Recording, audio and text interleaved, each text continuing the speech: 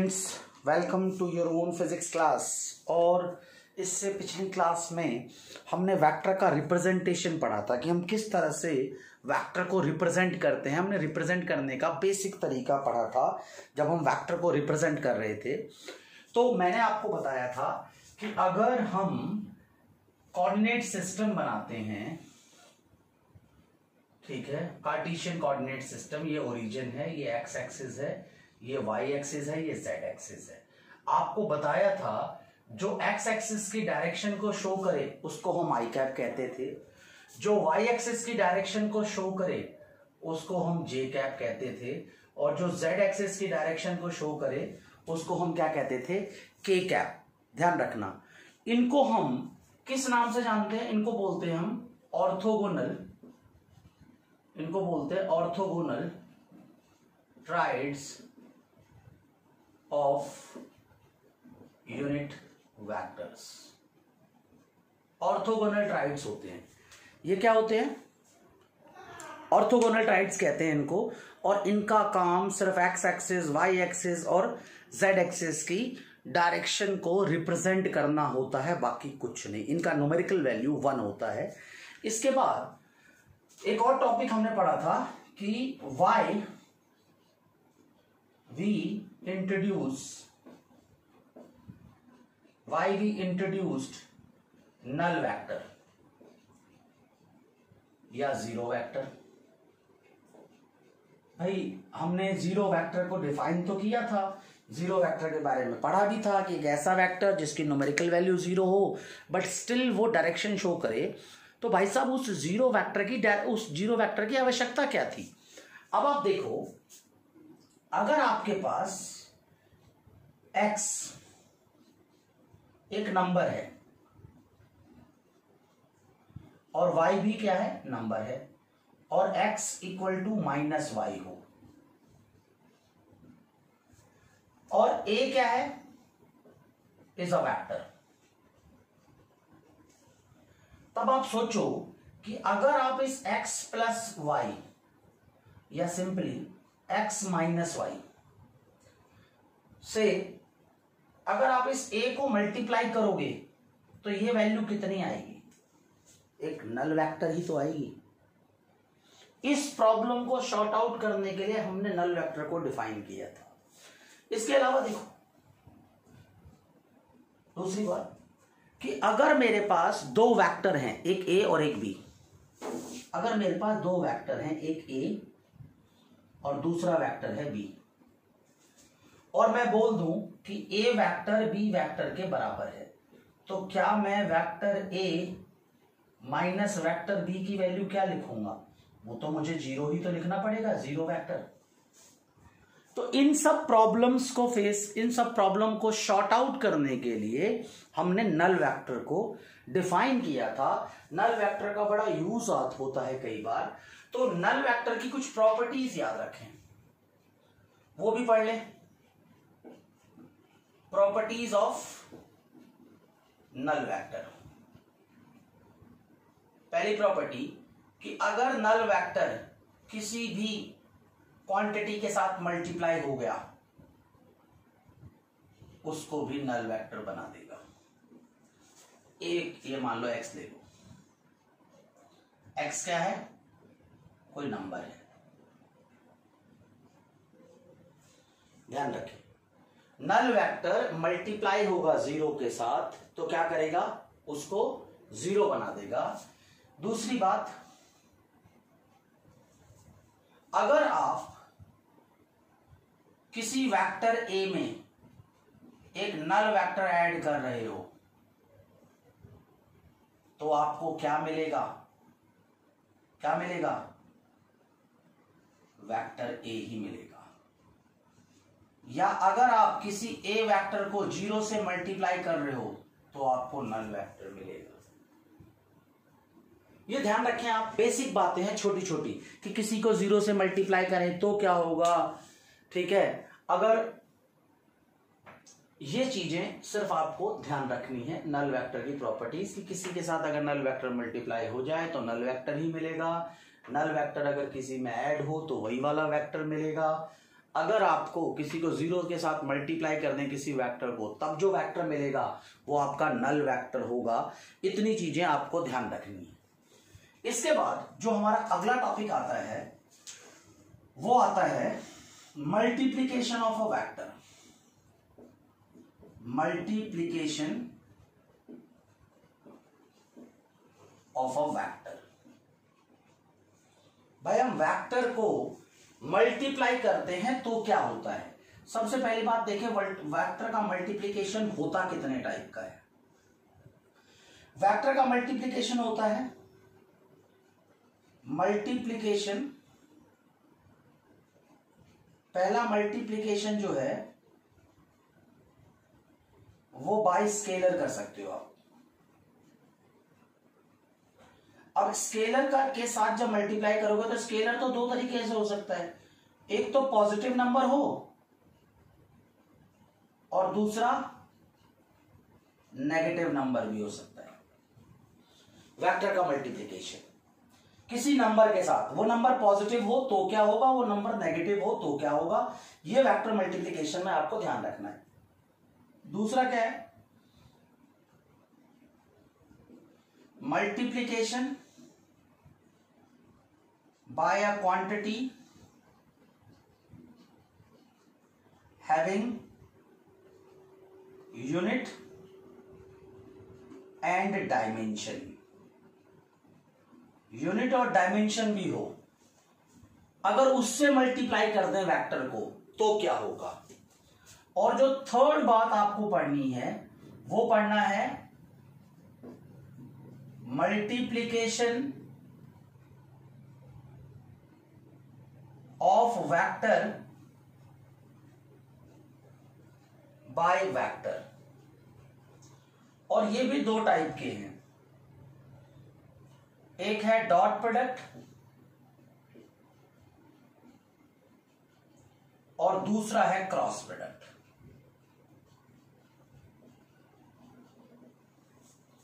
तो ये है वेक्टर का मल्टीप्लिकेशन। हम इनके बारे में तो थोड़ा आगे पढ़ेंगे, ये बहुत बेसिक बातें हैं, इनको हम अभी डिस्कस करेंगे।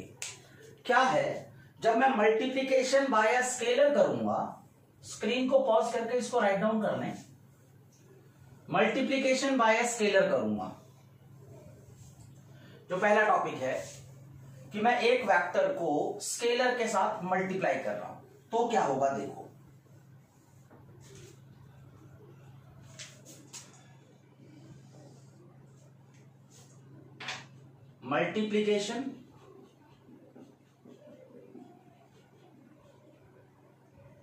मल्टीप्लिकेशन ऑफ वेक्टर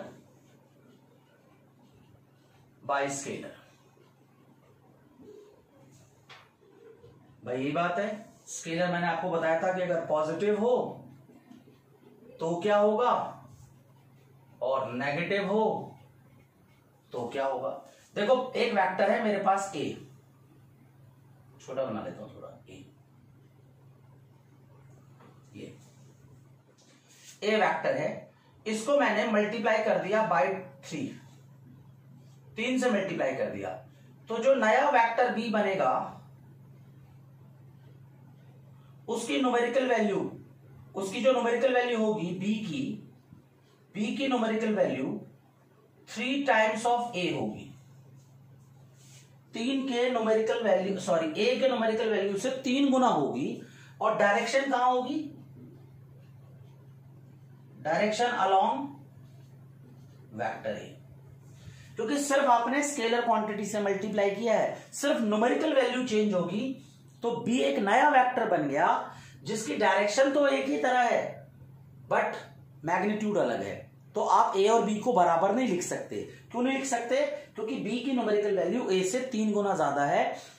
और दो वेक्टर बराबर तभी होते हैं जब उनकी न्यूमेरिकल वैल्यू और डायरेक्शन भी सेम हो। तो ध्यान रखना, 5 से मल्टीप्लाई करेंगे 5 गुना हो जाएगा।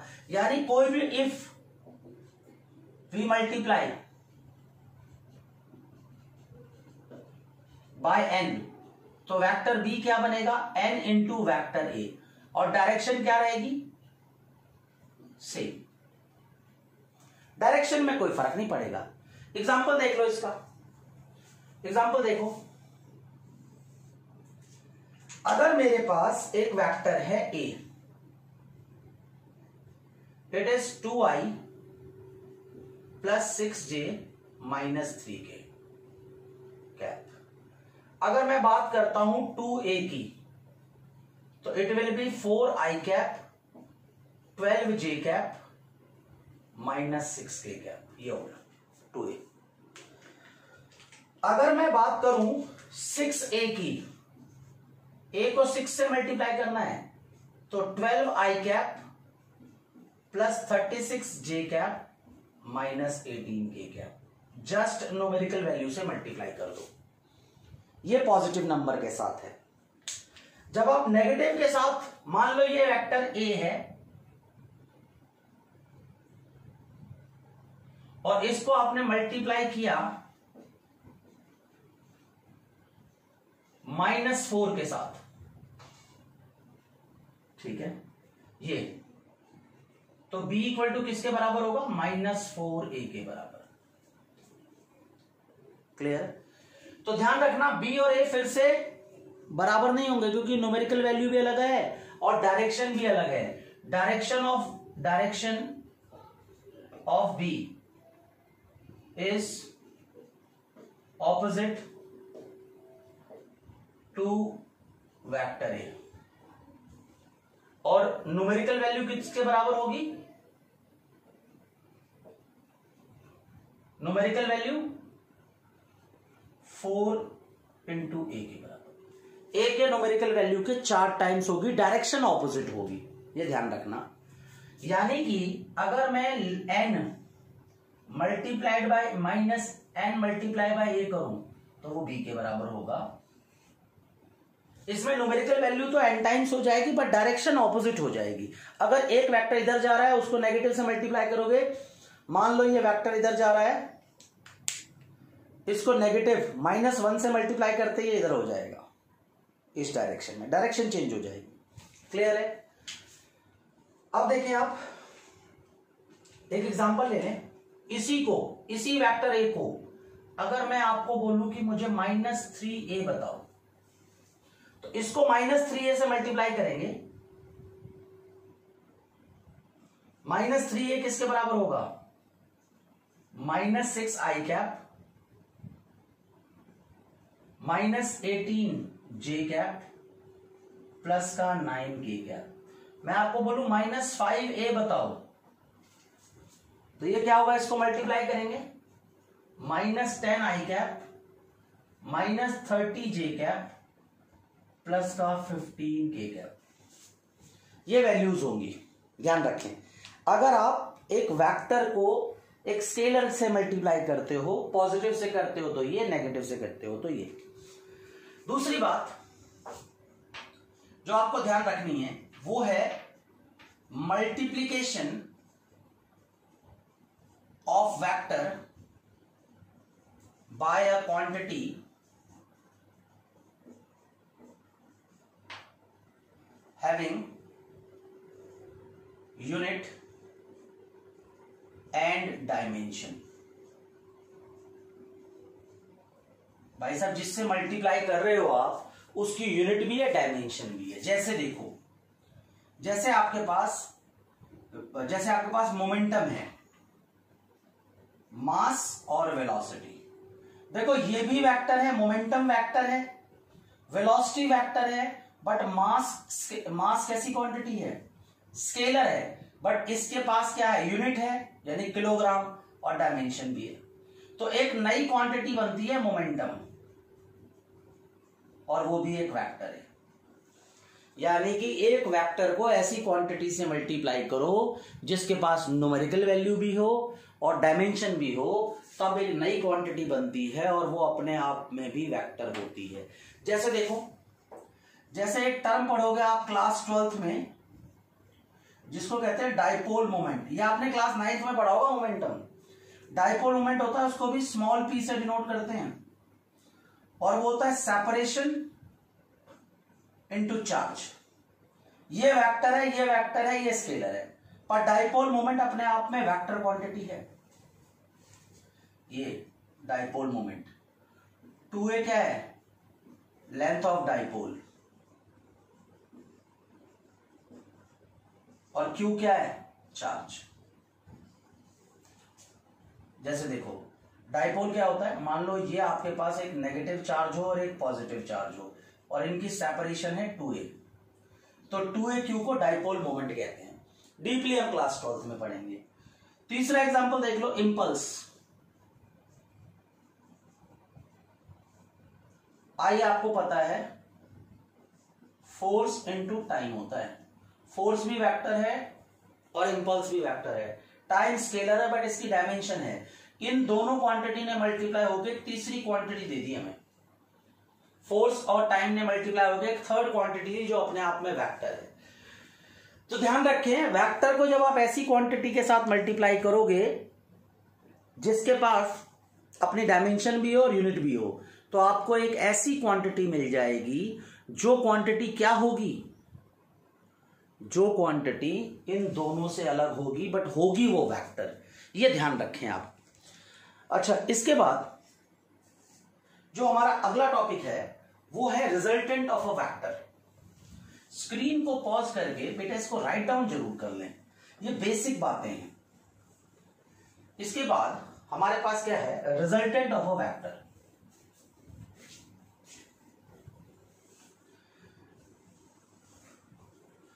हमारा जो अगला टॉपिक है it is resultant, it is resultant vector.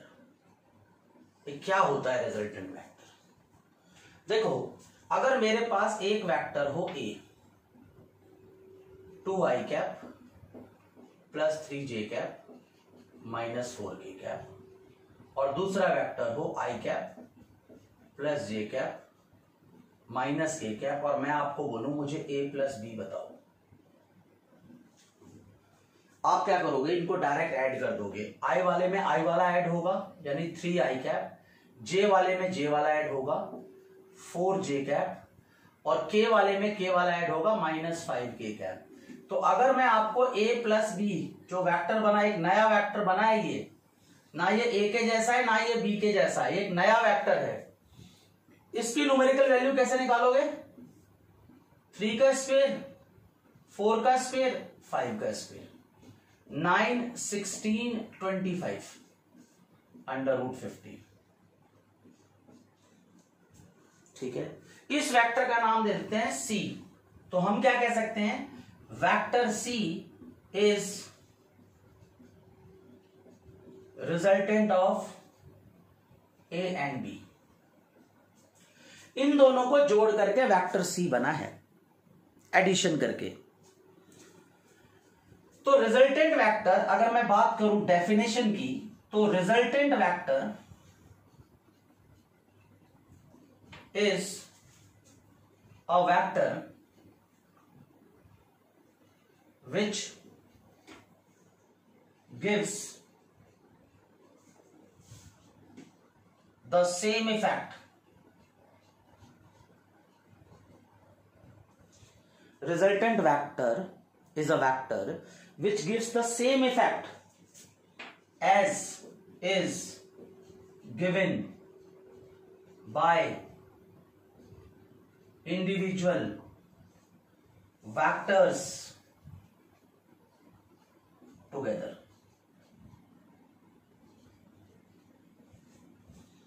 ठीक है, यहां पर एक लाइन और ऐड कर लो थोड़ी सी, थोड़ा अच्छा लगे। Resultant vector of 2 or more vectors।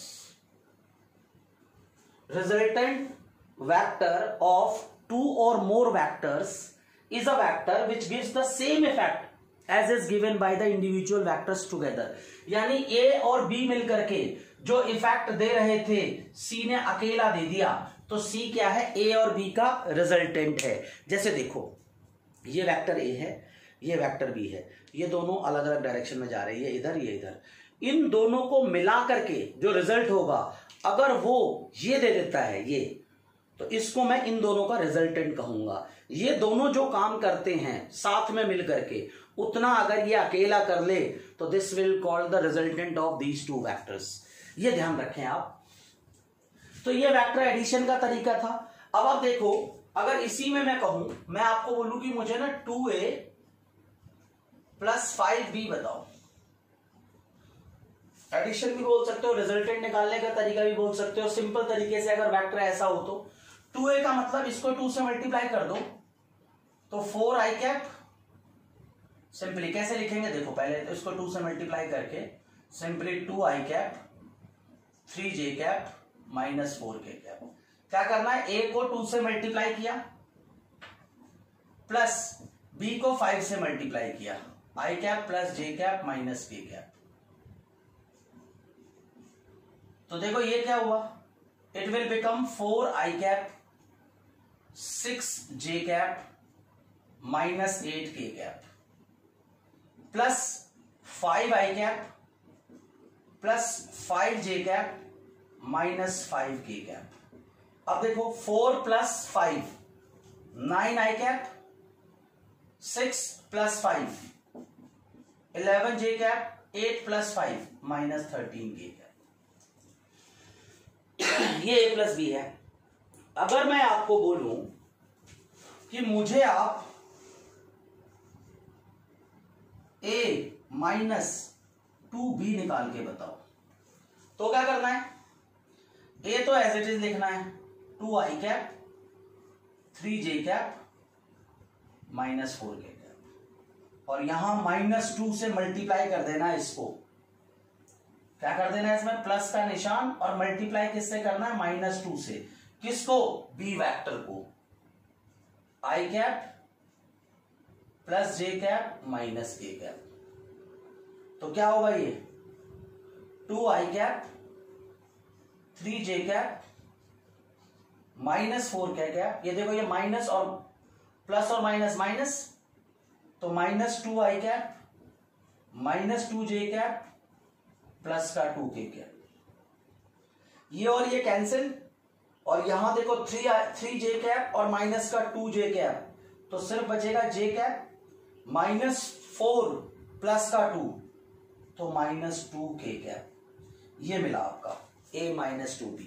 इस तरह से आप वेक्टर एडिशन और वेक्टर सब्ट्रैक्शन इस फॉर्मेट में कर सकते हो। और ये जो वेक्टर है, this is resultant vector, resultant of this. इसको आप अलग से नाम दे सकते हो, कुछ भी नाम दे दो, ये x वेक्टर है तो x इनका रिजल्टेंट है 2a - 2b का। यहां पर मान लो मैंने इसका नाम दे दिया वेक्टर p, तो वेक्टर p इनका रिजल्टेंट है। सिंपल। अब देखो, वैसे रिजल्टेंट निकालने के लिए क्या तरीका है, ध्यान से देखें आप। वैसे क्या तरीका है रिजल्टेंट निकालने का, स्क्रीन को पॉज करके इसको राइट डाउन करें।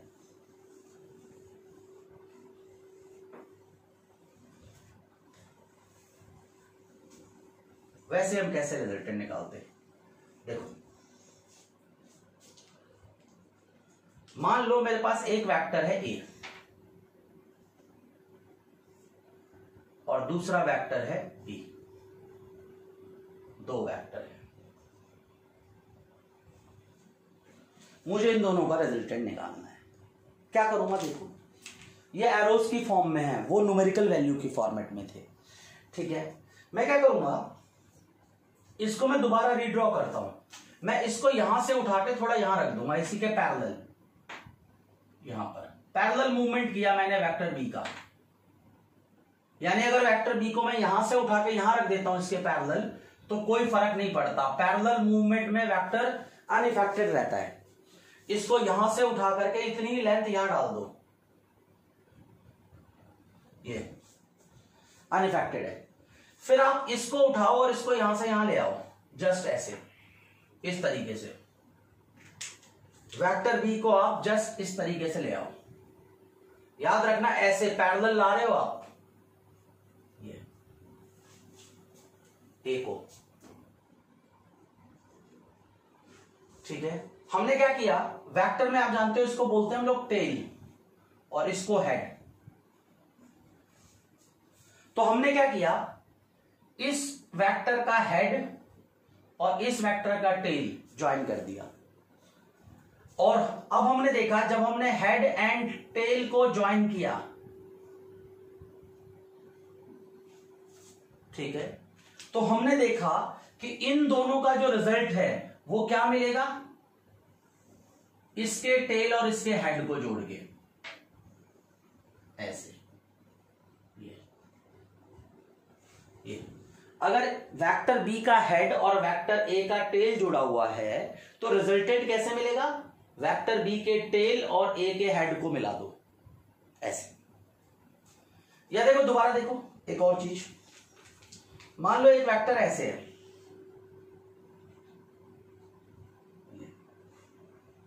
दूसरा वेक्टर है ऐसे,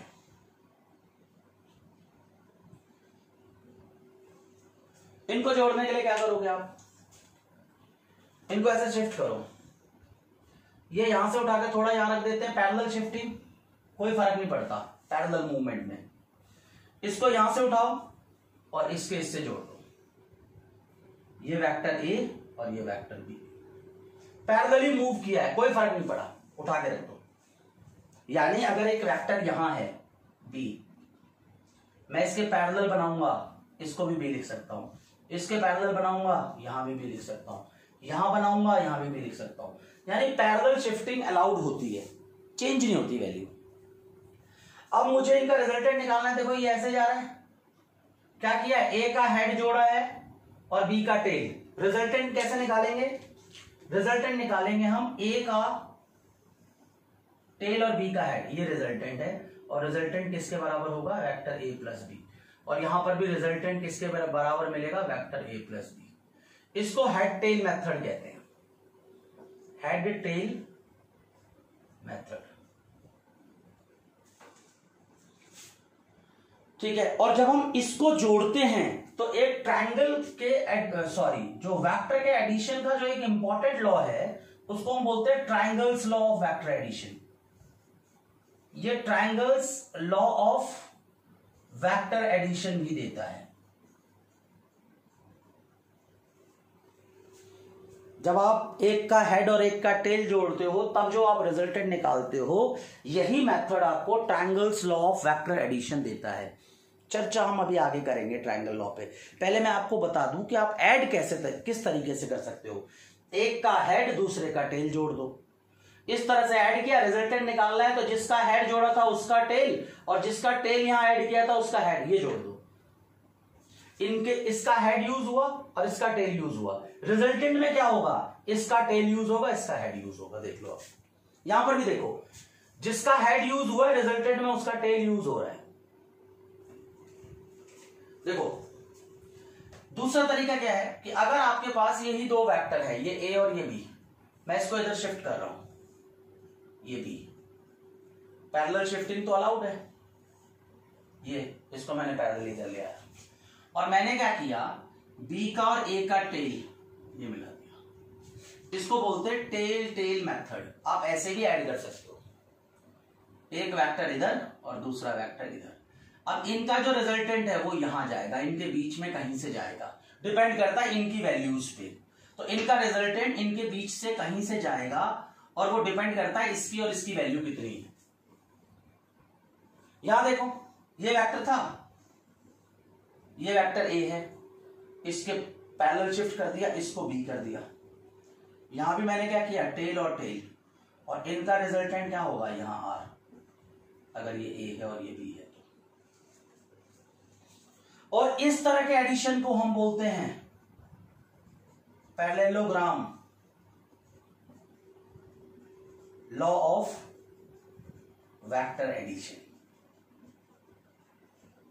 जब आप टेल टेल को जोड़ करके लॉ बनाओगे पैरेललोग्राम लॉ, हेड और टेल से बनाओगे ट्रायंगल्स लॉ। ये वेक्टर का एडिशन है। एक और लॉ भी है वेक्टर एडिशन का, अनदर लॉ, जिसको बोलते हैं polygon, polygon law of vector addition. Polygon law है।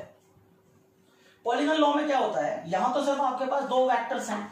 मान लो यहां पर एक वेक्टर है मेरे पास, एक वेक्टर ये ए, दूसरा वेक्टर ये है बी, तीसरा वेक्टर ये है सी। मुझे इनका रिजल्टेंट निकालना है, तो क्या करूंगा, इसका टेल और लास्ट वाले का हेड जोड़ दूंगा, ये रिजल्टेंट आएगा। रिजल्टेंट में ए भी आएगा, बी भी आएगा, सी भी आएगा। रिजल्टेंट के लिए ए प्लस बी और प्लस सी। ये पॉलीगन लॉ है, इनकी स्टेटमेंट रहती है। तो वेक्टर एडिशन के लिए हमारे पास 3 बेसिक लॉ हैं। Triangle law, tail head method, parallelogram law, tail tail method, polygon law, head tail method. ध्यान रखें 3 तरह के बेसिक लॉज हैं हमारे पास वेक्टर एडिशन के लिए। अच्छा, एक चीज और आती है कि भाई दो वेक्टर्स के बीच में जो एंगल है हम उसका कैसे पता लगाएं।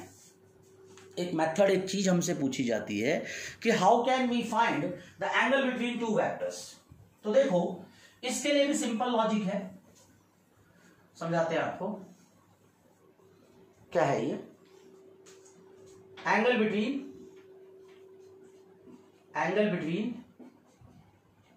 Two vectors. देखो इस ट्रायंगल लॉ, पैरेललोग्राम लॉ पे न्यूमेरिकल बहुत सारे आते हैं, पर मैं पहले एक बार उस लॉ को एक्सप्लेन करूंगा, उसके बाद हम न्यूमेरिकल्स की तरफ चलेंगे। एंगल बिटवीन टू वेक्टर्स हमें देख के कैसे पता चलेगा। एक तो फॉर्मूला होता है निकालने का, वो हम आगे डॉट प्रोडक्ट में पढ़ेंगे। एक अगर मुझे आपको दे दूं मैं कि भाई ये एक वेक्टर और ये एक वेक्टर, ये ओ पॉइंट टेल टेल जुड़ा हुआ है इनका, और ये 30 डिग्री का एंगल है। 30 तो ज्यादा लग रहा है, ये 60 डिग्री का ले लो। मैं पूछूं आपसे ए और बी के बीच का एंगल कितना है, आप कहोगे सर 60 डिग्री। मैं आपको ये कहूं